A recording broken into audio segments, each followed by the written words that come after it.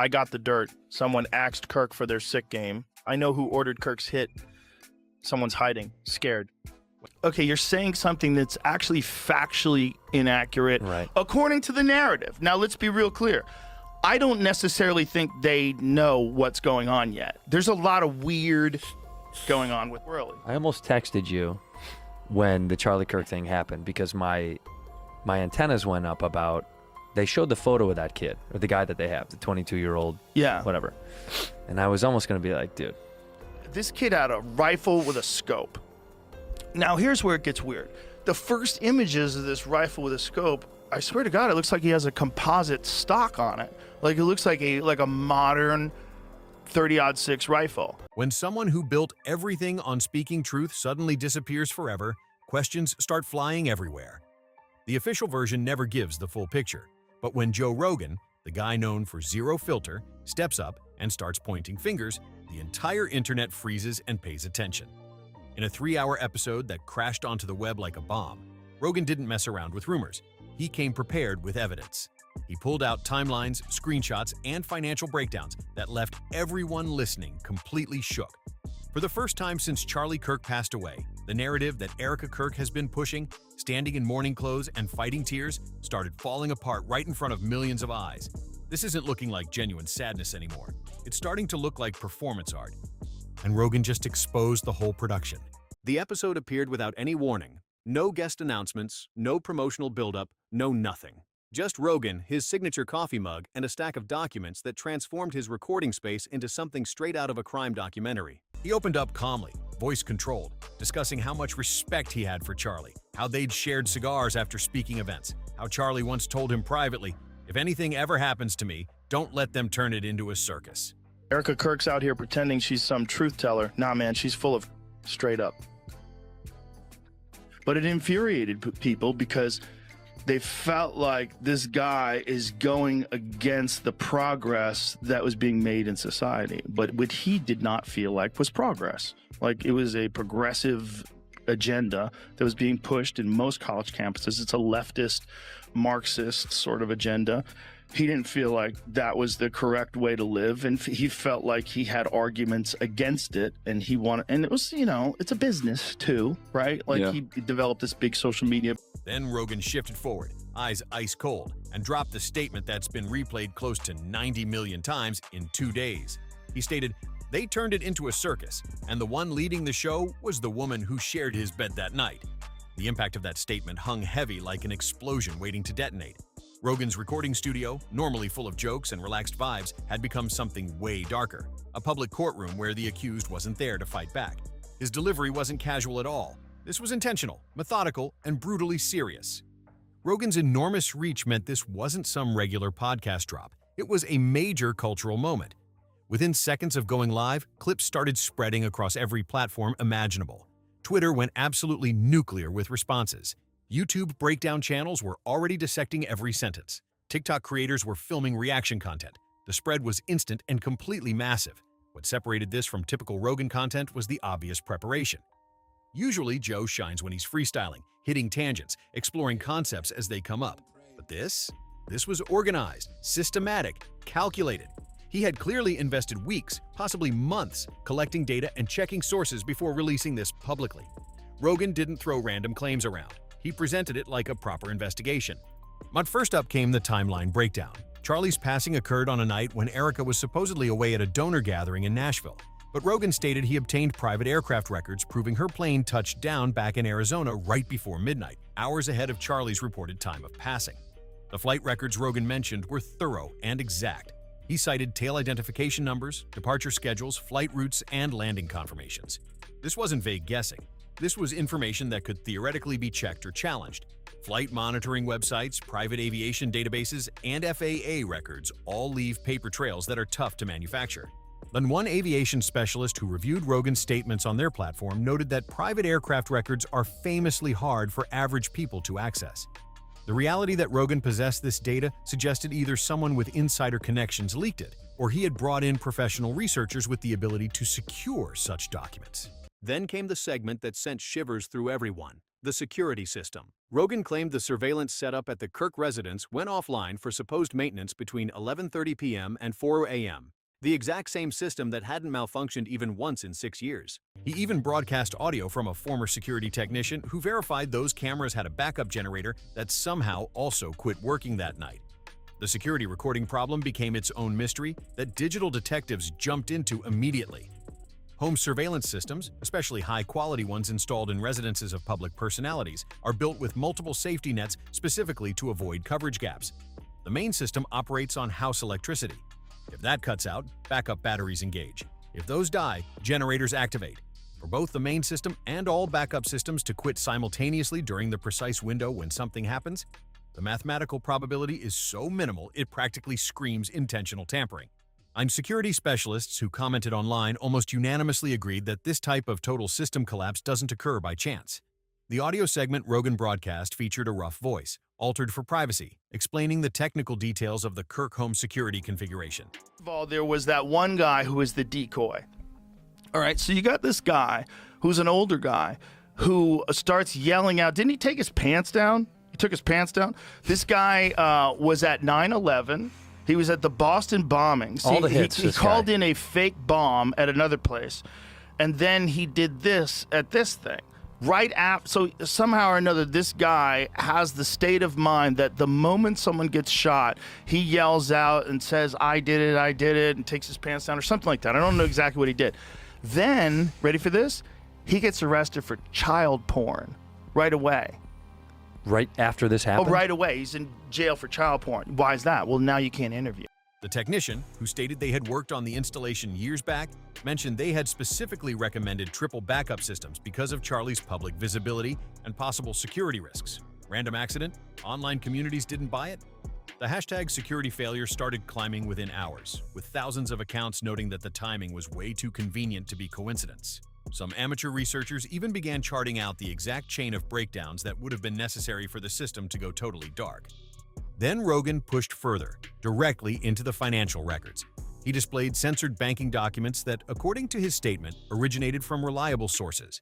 They allegedly revealed nearly $5 million transferred from a shared account into an offshore corporation just 9 days before Charlie's passing. The corporation was reportedly connected to one of Erika's longtime college friends. Rogan's voice wavered when he stated, "That's not a savings account. That looks like a payout." The financial analysis Rogan laid out was intricate and thorough. He walked viewers through the transaction sequence, money exiting a domestic shared account, moving through what seemed to be a chain of shell corporations, each registered in different locations with different levels of banking transparency. And the ultimate destination was allegedly a business registered in Panama, a location famous for strict banking privacy regulations. Financial crime researchers who analyzed the claims observed that this pattern, large amount, multiple middle companies, offshore final stop, matches the signature of either money laundering or asset concealment. What made the timing even more sketchy was the 9-day gap. Moving $5 million isn't like transferring cash between personal accounts. Transactions that large trigger automatic notifications, need executive clearance at banks, and create extensive documentation trails. The reality that this allegedly went down just over a week before Charlie's passing indicated planning and advanced preparation. But the actual knockout punch landed around 2 hours into the episode when Rogan showed text messages allegedly from Charlie's device before it got wiped. In those messages, Charlie confronted Erika about a suspected affair with a high-ranking board member, someone Rogan didn't identify but hinted at heavily. The text exchanges were shown on screen with contact numbers hidden but timestamps visible. Viewers instantly started capturing screenshots and studying every element. The messages revealed a shift from confusion to fury to what appeared like complete betrayal. Charlie's last text, time-stamped just after 1 a.m., would shortly drive the entire internet's fixation. The substance of those messages was crushing in its raw emotion. Platform because of it, and I don't, like I said, I don't agree. I don't think some of the things he said he should have said, but the fact that people were cheering when normal people, housewives, moms, like people working at banks, people working at various industries, celebrating a man getting in front of his kids, in the front of the whole world. That's like, evil. What the is wrong with us? Unlike the refined public image Charlie presented, these texts revealed a man in real pain. In questioning everything he believed he understood about his marriage and his organization, one message allegedly stated, How long has this been going on? Another mentioned, who else knows? The presence of these texts sparked immediate questions. Who had access to Charlie's device after his passing? How were these messages retrieved if the phone had been erased? Were they stored in a cloud backup? Did someone screenshot them before the device got cleaned? The evidence custody for this material became its own dispute. Within hours, social platforms went wild with speculation. Old footage resurfaced of Erika breaking down at the funeral, but never glancing toward the casket. Then came her initial interview where she stated, "Charlie would want us to move forward," while wearing a diamond necklace reportedly valued at hundreds of thousands, when purchased just weeks after the funeral. The funeral recording that came back up got analyzed frame by amateur body language specialists. They highlighted that Erika's attention seemed to consistently dodge the casket location. During speeches, when others were focused toward Charlie's remains, her eyes were either shut or looking away. During the viewing, she positioned near the casket but seemed to be staring past it instead of at it. The necklace situation became its own firestorm. Jewelry specialists on social platforms calculated the piece could be valued anywhere from $200,000 to $500,000 based on the stone quality. The designer got identified as a luxury jeweler, recognized for serving celebrities and wealthy clients. Receipts and buying dates became subjects of intense guessing. Critics pointed out that wearing expensive new jewelry to an interview about your recently departed husband demonstrated poor taste at minimum and heartless indifference at worst. Supporters argued that people mourn differently and that criticizing someone's grief journey based on their jewelry decisions was unfair and mean. Rogan broadcast that interview next to an old segment of Charlie joking, "If something ever happens to me, Erika gets everything. That's why I never eat her cooking without a taster." The crowd laughed back then, but nobody's finding humor now. The side-by-side comparison of those two clips landed differently when seen through the perspective of tragedy. What had appeared like harmless dark comedy when Charlie was alive suddenly felt ominous and prophetic. Comedy experts and social analysts noted that dark jokes frequently contain kernels of genuine anxiety or worry. And right when people assumed it couldn't get more intense, Rogan began discussing the life insurance arrangement. $35 million. That was the policy amount, with double payment if the passing got classified as accidental. The only beneficiary? Erika Kirk. The life insurance specifics sent researchers down another rabbit hole. Policies that large are uncommon even for wealthy people. They demand extensive underwriting, medical testing, and justification for the coverage level. Insurance field professionals commenting online observed that a $35 million policy on someone Charlie's age would have demanded significant paperwork. The narrative is that this is his grandfather's rifle from World War I and doesn't have a serial code. Okay. Interesting. Okay. Why? Wait. Why are you using such an old gun? That's the other thing. They said that he took it apart and then put it back together again. Shut the fuck up. Do you know how much time it would take to do that if you were highly skilled? The double indemnity provision, the section that doubles the payment for accidental situations, became a center point of speculation. These provisions are typical in many policies, but in this scenario, they carry dark implications. If someone wanted to maximize a life insurance payment, guaranteeing the situation got labeled accidental rather than natural would mean an additional $35 million. The medical examiner's initial conclusion was marked undetermined pending additional toxicology work. But Rogan stated his contacts inside Phoenix PD informed him the complete report had been stalled after external pressure from powerful connections. This claim of interference in an investigation was explosive. If accurate, it indicated corruption at the top levels of law enforcement. And then arrived the moment that made jaws hit the floor. Rogan broadcast an alleged voicemail left for a detective by an unnamed executive, stating the case needed to be closed as natural causes. That detective reportedly quit 2 days later. The voicemail audio was muffled and obviously recorded secondhand, likely from a phone speaker. The voice was male, professional sounding with what some listeners pinpointed as a slight East Coast accent. The precise words, based on Rogan's written version, were, "We need this resolved quickly. Natural causes, no complications, understand?" The detective's resignation became a critical puzzle piece. Public records confirmed that a detective with the Phoenix PD did actually resign unexpectedly 2 days after Charlie's passing, enlisting personal reasons. Efforts to contact this detective for statement were unsuccessful. Multiple reporters claimed that the person had seemingly disappeared. And right when things couldn't get more heated, Candace Owens jumped straight into the chaos. Less than 30 minutes after the episode dropped, she uploaded a fiery 32-second clip from her vehicle, eyes blazing, stating she'd been warning everyone for months.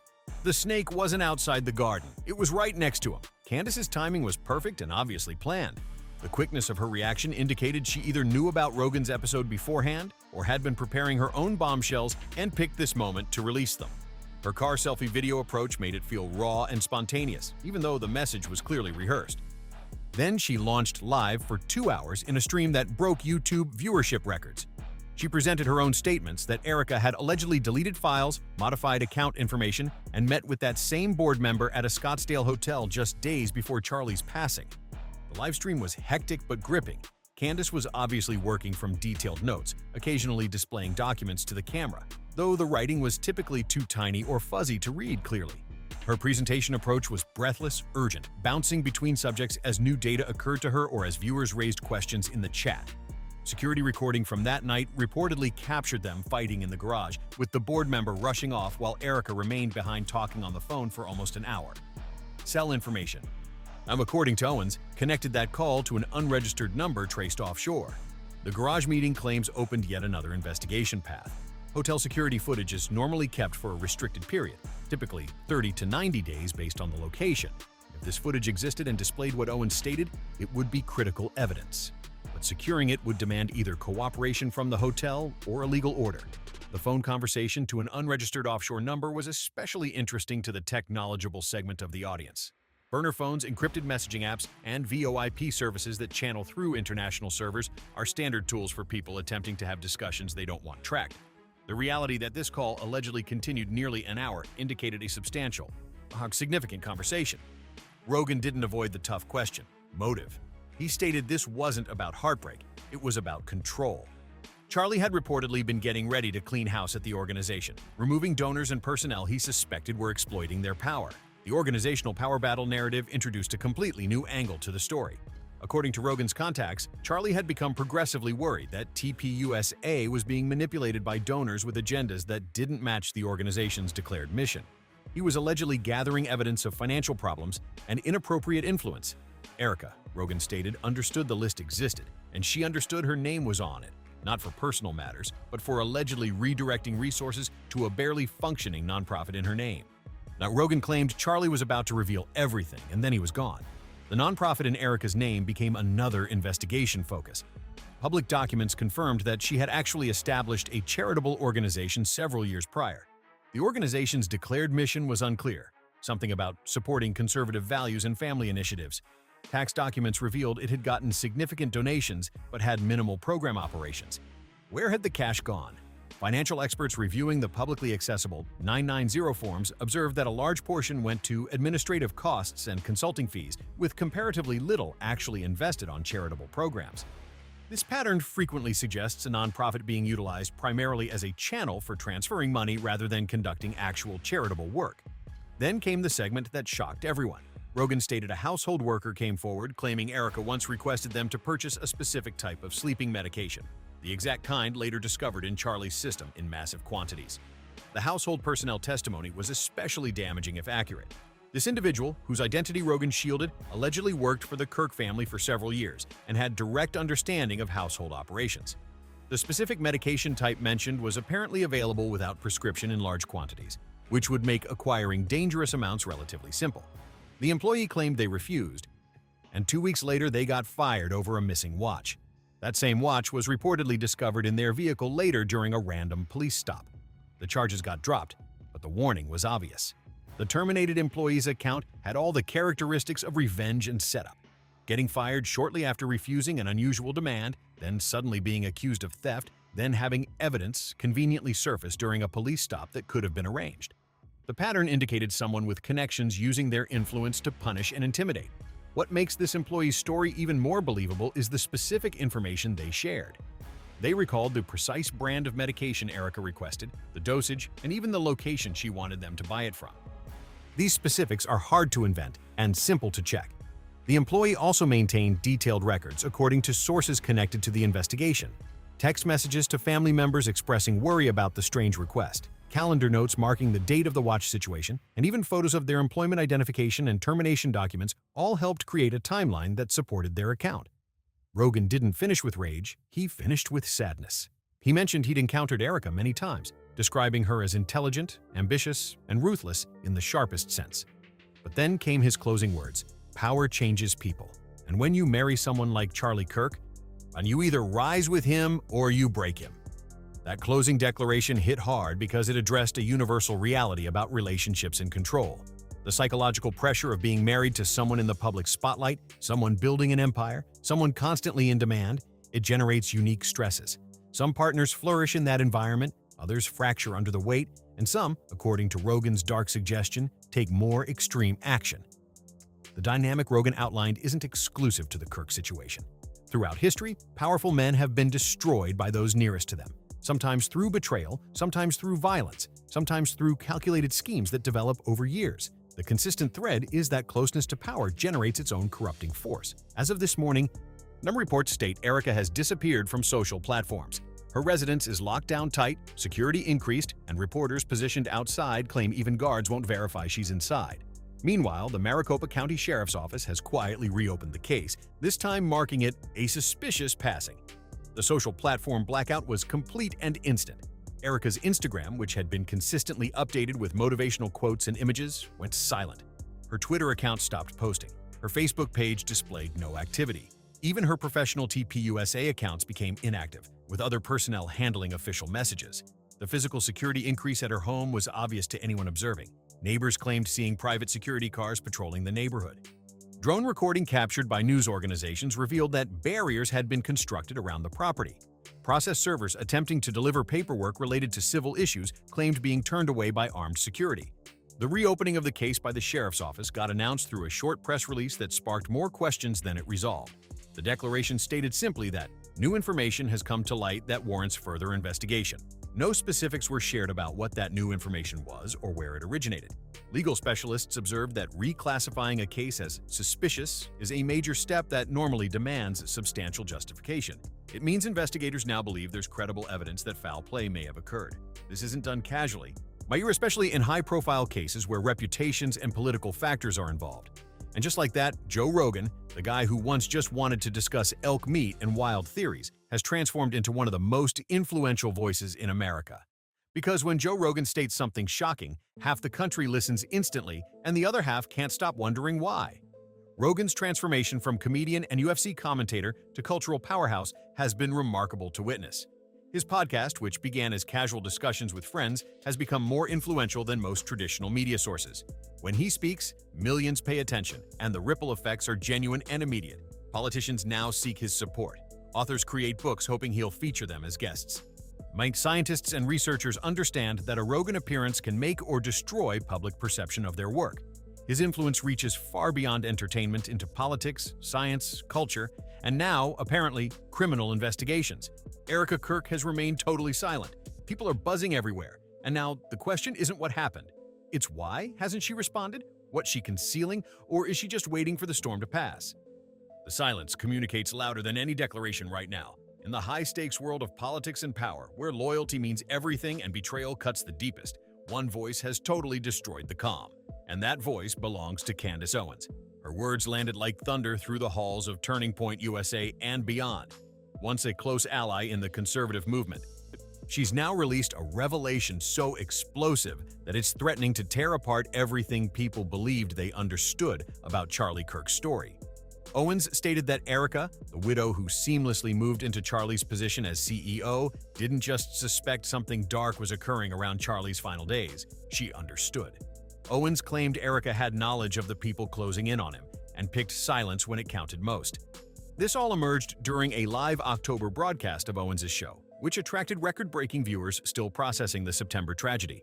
Charlie had been attacked during a speech at Utah Valley University, reportedly by a lone person named Tyler Robinson. Authorities claimed the case was closed, tributes flooded in, and the story appeared finished, but Owens wasn't accepting it.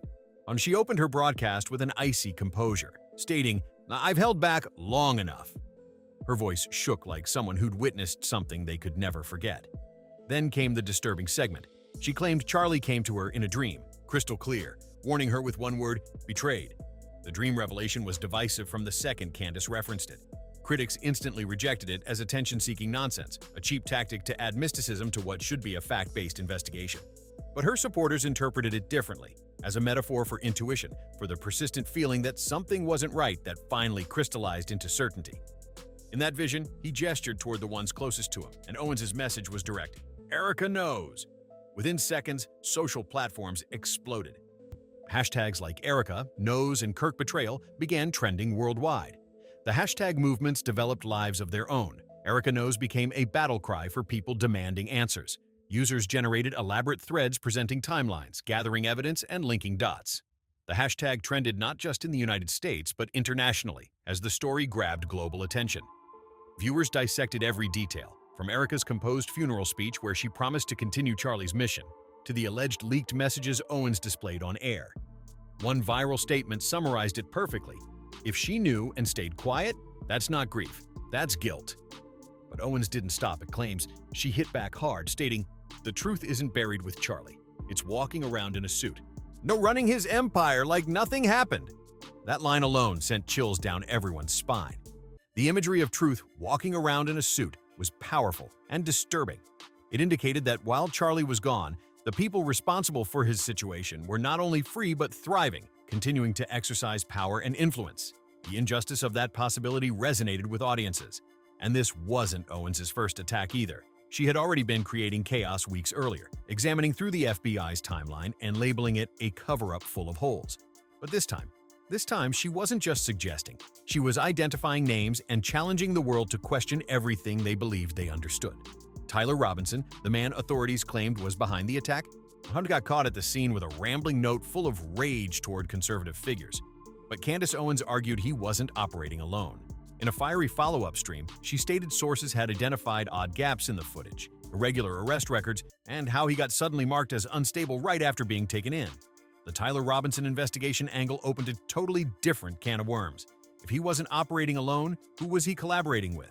Was he a patsy arranged to take the fall? Was he radicalized or manipulated by others?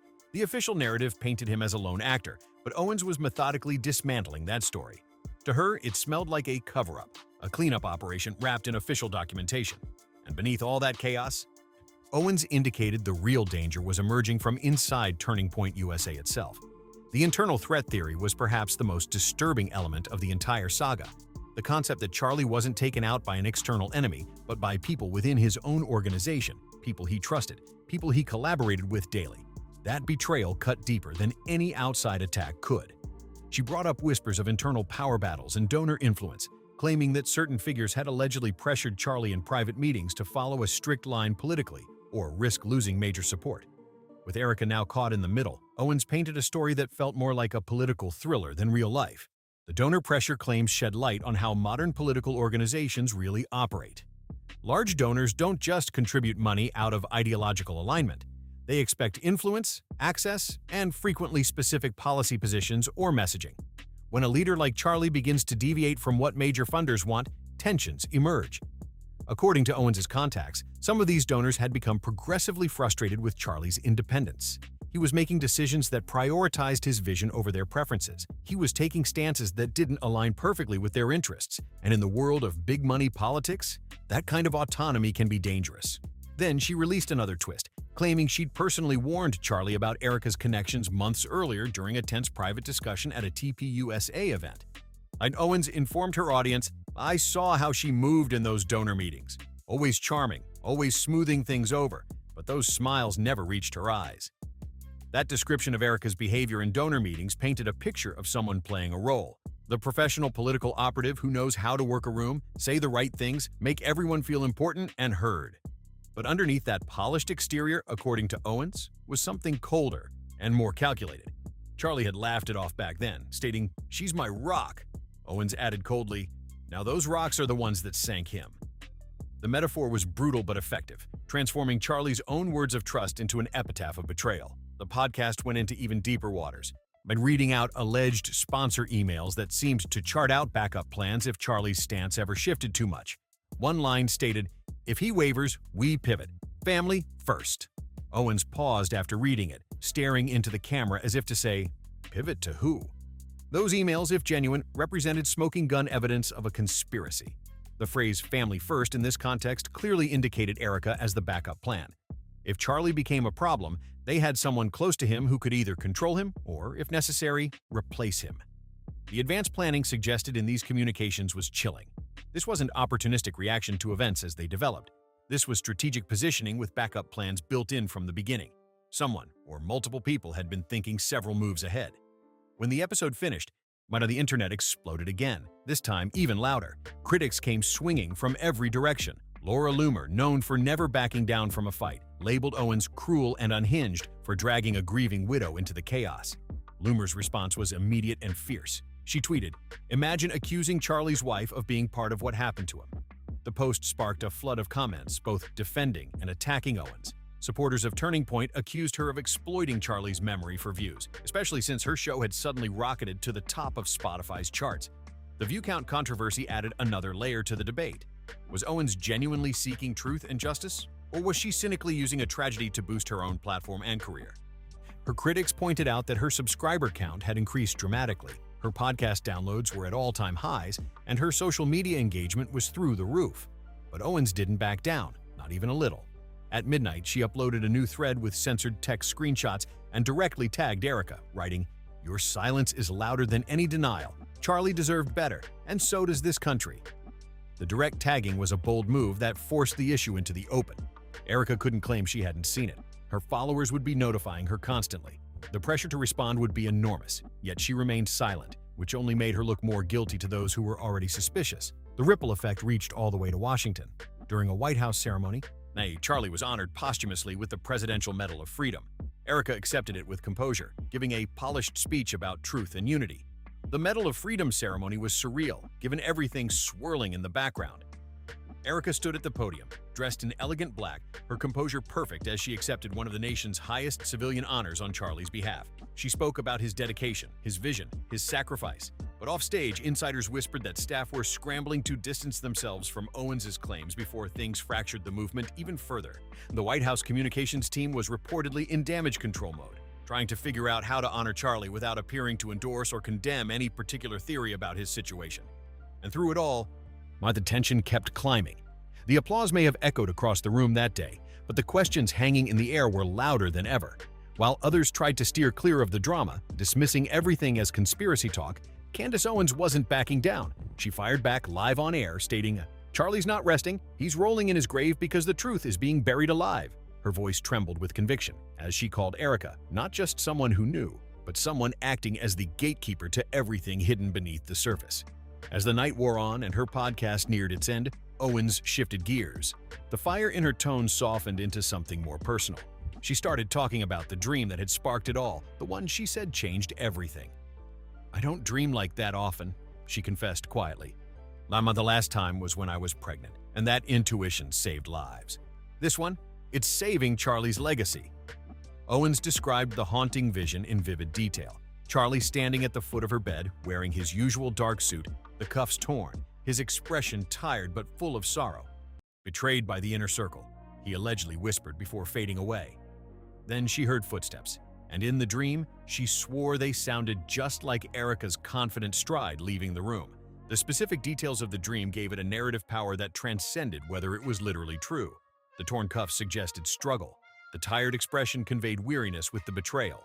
The whispered warning about the inner circle pointed directly at those closest to him. And the sound of Erika's footsteps leaving completed the picture of abandonment and guilt. Critics instantly mocked her story as an attention grab, calling it a ghost tale for clicks. But thousands of listeners said they believed her. They started sharing their own eerie dreams and signs, claiming Charlie was trying to communicate from beyond. Social media turned into a war zone overnight. Sides formed fast. Owens' supporters, calling themselves the Truth Sentinels, flooded the internet with screenshots, documents, and timelines. Massive archives grew by the hour, with users contributing everything from old videos to financial documents to eyewitness accounts. Meanwhile, the opposing camp, led by Loomer and TPUSA loyalists, launched Stop Candace, accusing Owens of dividing people and disrespecting Charlie's memory. Memes went wild, with some showing Erika as a chess queen knocking over her king, others depicting Owens as a ghost hunting detective. One viral edit even synced Charlie's final speech with Owens' dream, twisting his words "fight on" into "find out." The creativity of internet users in processing this drama through memes and edits was remarkable. Each side had their own visual language, their own symbols and references. And then, the chaos left the internet and hit the streets. Protesters gathered outside TPUSA headquarters in Phoenix. On one side, Owens supporters demanded Erika's resignation. On the other, mourners held photos of Charlie with signs reading, "Let him rest." The physical protests marked an escalation from online debate to real-world confrontation. Police had to establish barriers to keep the two groups separated. Shouting matches broke out. Some protesters tried to storm the building but were held back by security. Inside the TPUSA offices, staff members watched nervously from windows. Some employees were reportedly terrified, caught between loyalty to the organization and growing doubts about what had really happened. The internal morale was tanking as the external pressure mounted. Finally, Erika broke her silence. Kind of. She released a short statement through the organization's account. "Speculation dishonors my husband's memory and our family's pain. We remain focused on his mission." But that calm response only raised more questions. Why no direct denial? Why no lawsuit against Owens for defamation? Behind closed doors, insiders whispered that the legal team was too afraid to dig deeper, worried about what else could surface if the truth came out. And the statement was carefully worded to avoid any specific claims. It didn't say, "These allegations are false." It didn't say, "I had nothing to do with this." It just said speculation was dishonorable. That kind of non-denial denial is what lawyers craft when their client can't actually deny the substance of the accusations. Owens sensed the shift immediately and doubled down again. She announced a truth summit for the following week, inviting whistleblowers, donors, and yes, even Erika herself. But this wasn't a peace offering. It was a public challenge. "Come on the show," she tweeted. "Let's put it all on the table." And Charlie would want that. The promo for Candace Owens' upcoming Truth Summit came with a cryptic teaser clip, a fragment from another dream where she claimed Charlie handed her a key engraved with the words "Ease Secrets." Was it pure drama or a sign of something real? Online, most people bet on the latter. Speculation went wild, with fans creating online polls and betting pools about what massive revelation she'd drop next. As pressure mounted, familiar faces began quietly backing away, but new allies appeared in the most unexpected places. Tucker Carlson, a longtime Kirk associate, made subtle nods to Owens during his monologue, hinting that uncomfortable truths were surfacing. Then came comedian and podcaster Dave Smith, someone who had publicly debated Charlie in the past, who retweeted Owens' key clip with just one emoji, a lit fuse. That single symbol said everything. And then, the biggest twist, Joe Rogan himself chimed in during a casual segment on his show. He mused, "If Candace is right about this whole wife angle, man, that's some Succession-level drama right there." Coming from Rogan, the same person who hosted Charlie's final interview before his passing, that comment carried serious weight. Suddenly, even the skeptics started paying attention. Meanwhile, inside Erika's world, things were reportedly getting tense. Sources whispered about late-night board meetings where her leadership was being dissected line by line. Donors who had quietly distanced themselves after the tragedy were now returning, but not without conditions. Owens claimed those donors were given private assurances, payments even. You had to stay loyal and keep quiet. Then she dropped another digital grenade, an alleged email chain with names blacked out showing six-figure stability funds wired to the organization just one day after Charlie's funeral. Owens called it blood money, vowing to trace every cent. That claim set off a frenzy among online investigators and crypto enthusiasts who started tracking blockchain wallets to follow the money trail. Some claimed those funds were linked to obscure political groups and overseas lobbying circles. Whether true or not, the drama snowballed.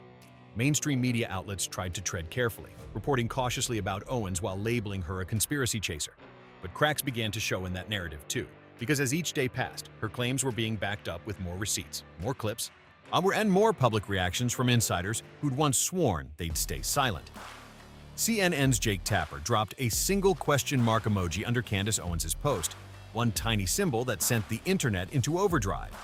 Over on Fox, primetime anchors teased exclusive insights from inside the Kirk family. International outlets jumped in, too. The Guardian called it a right-wing unraveling, tying it to bigger political tensions, while Israeli media blasted Owens as reckless and dangerous. The world was watching, and opinions were splitting fast. Polls on major conservative platforms showed something wild. 62% of voters believed Erika knew something, with the number climbing even higher among Gen Z conservatives, Owens' biggest fan base. For them, this wasn't just gossip. It was another sign of corruption and cover-ups in powerful circles. Meanwhile, online petitions demanding an independent autopsy review exploded past 500,000 signatures, pointing to timeline inconsistencies like a mysterious 12-minute camera blackout and odd travel delays the morning of the tragedy. But as the frenzy grew, even Owens started feeling the cracks forming around her. Late-night trolls flooded her comments, spreading counter-stories, calling her dream scripted, even dropping fake videos to make her look unhinged. Anonymous accounts claimed the texts she leaked were stolen from an ex-staffer, and Loomer turned up the heat by doxing people rumored to be Owens' sources, calling them grifters. Owens fired back immediately, live and unfiltered. She revealed a new supposed leak, a calendar invite from Erika to something called a Legacy Pivot meeting dated just 1 week before Charlie's passing. That detail reignited everything, and this time it looked like the walls were closing in on all sides. TPUSA scrambled to save face, announcing an internal audit with Erika leading it and promising complete transparency. Owens wasn't impressed. Candor from the keeper of secrets? She mocked on air. We'll see about that. Within hours, her Truth Summit completely sold out. Virtual tickets, too. She said the proceeds would fund truth fellowships to help investigators keep digging. The story had officially gone global, and it was no longer about one family, one tragedy, or one movement. It had become a full-blown reckoning. So what's your take? Did Erika know more than she's revealing? Or is this all smoke and mirrors?